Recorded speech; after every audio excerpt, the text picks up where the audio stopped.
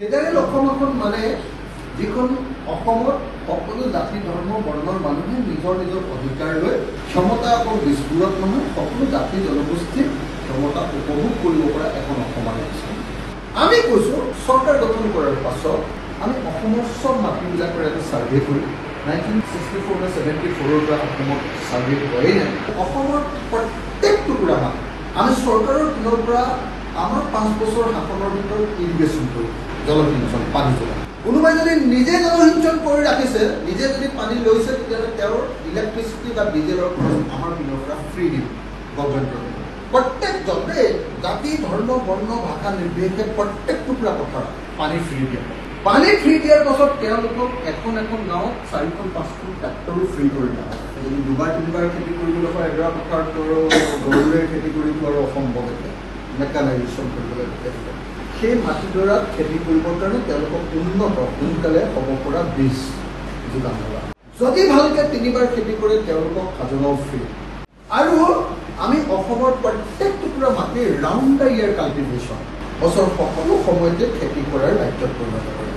মই নিজে কৃষক আন্দোলনৰ পৰা আহিছোঁ। যদি মই 5 বছৰ কেতিয়াবা শাসনৰ সুযোগ পাওঁ বা আমাৰ ৰাইজৰ দলৰ সহযোগত যদি কোনোবাই চৰকাৰ বনায়, তেতিয়াহ'লে 5 বছৰৰ ভিতৰত অসমৰ প্ৰত্যেক টুকুৰা মাটিত ধান যোগানৰ ব্যৱস্থা কৰি বছৰটোৰ সকলো সময়তে খেতি কৰিব পৰা মিনিমাম 3-4বাৰ খেতি কৰিব পৰা ব্যৱস্থা কৰি অসমক আমি এটা প্ৰফেশ্যনেল জাতিত পৰিণত কৰিব।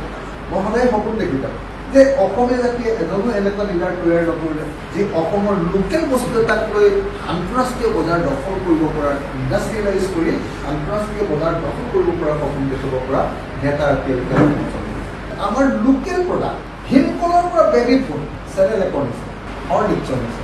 আজি আপোনালোকৰ কঁঠাল জেক ফ্ৰুট গোটেই পৃথিৱীখনৰ বেবী ফুডৰ মাৰ্কেট দখল কৰিব পৰাকৈ আমি জেক ফ্ৰুটৰ পৰা বেবী ফুড দখল কৰোঁ। তো আমি এটা নতুন যুগ আৰম্ভ কৰিব পাৰোঁ ইণ্ডাষ্ট্ৰিয়েলাইজেশ্যন। আৰু ডাঙৰ ইণ্ডাষ্ট্ৰি নহয়, যেনেকৈ এতিয়া বিজেপি চৰকাৰে কৈছিলে না আমি ছেমি কণ্ডাক্টৰ ইণ্ডাষ্ট্ৰি আনি দিছোঁ। ছেমি কণ্ডাক্টৰ ইণ্ডাষ্ট্ৰি আনি দি 700 বিঘা মাটি দিছে। টাটা 700 বিঘা মাটি 700 টকাত দিছে, 1 টকা এটা দাম দিছে বিঘা। যিটো দামেই ধৰক সেই ঠাইত চাগে 1 বিঘা মাটিৰ দামে অতি কমেও 10 কোটি টকা হ'ব।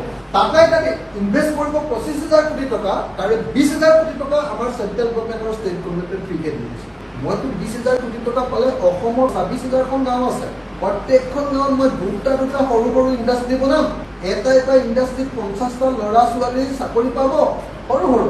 আৰু এখন গাঁৱত যদি মই 100টা ল'ৰাক যদি 100জনী ছোৱালীক যদি মই চাকৰি দি দিব পাৰোঁ, তেতিয়াহ'লে আৰু আমাৰ কোনো ল'ৰাই বেংগলৰ গৈ প্ৰতিকাৰ কৰিব নালাগে। তাৰ কাৰণে ছিষ্টেমটো ঠিক বনাব লাগিব। ইণ্ডাষ্ট্ৰিয়েলাইজেশ্যনৰ জৰিয়তে অসমৰ প্ৰত্যেকজন ডেকা আৰু গাভৰু 100% চাকৰি। এজন নিবনুৱা আমাৰ চৰকাৰৰ ফালে 5 বছৰ শেষ কৰিব নোৱাৰিব পাৰোঁ, 10 বছৰ পালে মই নিবনুৱা শেষ কৰি দিব পাৰোঁ। মোৰ সেই ধৰণৰ ভিজন আছে, প্লেনিং আছে।